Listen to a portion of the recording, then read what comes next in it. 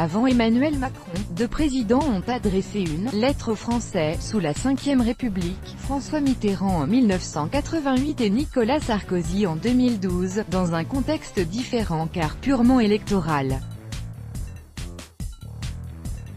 La lettre qu'Emmanuel Macron doit publier lundi a pour but de cadrer les enjeux du grand débat national qui s'ouvre mardi, avec l'espoir de calmer la colère des Gilets jaunes. Les lettres diffusées par François Mitterrand en avril 1988 et Nicolas Sarkozy en avril 2012 avaient une tonalité programmatique. Il s'agissait pour les deux présidents, candidats à leur réélection, d'exposer leur projet à quelques semaines du scrutin. Lettre à tous les Français. Le 7 avril 1988, le président socialiste François Mitterrand fait paraître, comme la loi l'y autorise encore, dans plusieurs journaux nationaux et régionaux une lettre à tous les Français. Après un mes chers compatriotes écrit à la main, la lettre débute ainsi, vous le comprendrez. Je souhaite, par cette lettre, vous parler de la France.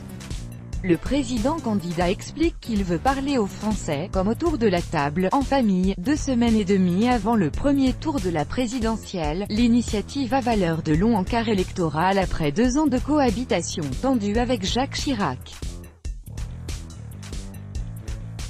Politique extérieure, Europe, questions sociales avec l'annonce d'un futur revenu minimum pour les victimes de la nouvelle pauvreté, ou politique culturelle, le candidat président liste en 7 chapitres son programme pour les 7 ans à venir.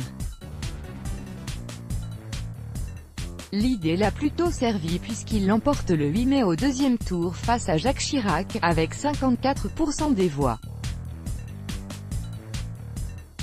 2 ans plus tard, la loi de limitation des dépenses électorales, élaborée sous le gouvernement de Michel Rocard, interdira désormais ce type de publicité dans la presse et l'audiovisuel durant les 3 mois précédant une élection. Lettre au peuple français. Lors de la campagne présidentielle de 2012, le même procédé est malgré tout réutilisé en avril par le candidat président Nicolas Sarkozy avec sa lettre au peuple français, la missive, à peine plus courte, avec 34 pages que celle de François Mitterrand, est cette fois diffusée sous forme numérique, envoyée par mail, et imprimée à 6 millions d'exemplaires puis distribuée par des élus et des militants. « Je veux m'adresser à vous sans aucun intermédiaire », écrit le président sortant. Je veux le faire par écrit, car l'écrit demeure, l'écrit engage, insiste-t-il avant d'exposer son programme.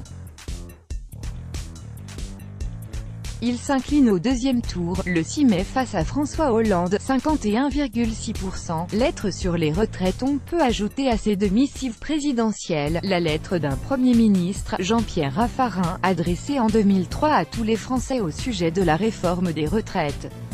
Envoyé par la poste à 26 millions de foyers français à la mi-juin 2003, ce courrier assez bref tentait d'expliquer une refonte destinée à sauver le système des retraite de l'effondrement, en guise de protestation contre une réforme prévoyant l'allongement des durées de cotisation. 25 000 Français ont refusé le pli et l'ont retourné à l'envoyeur.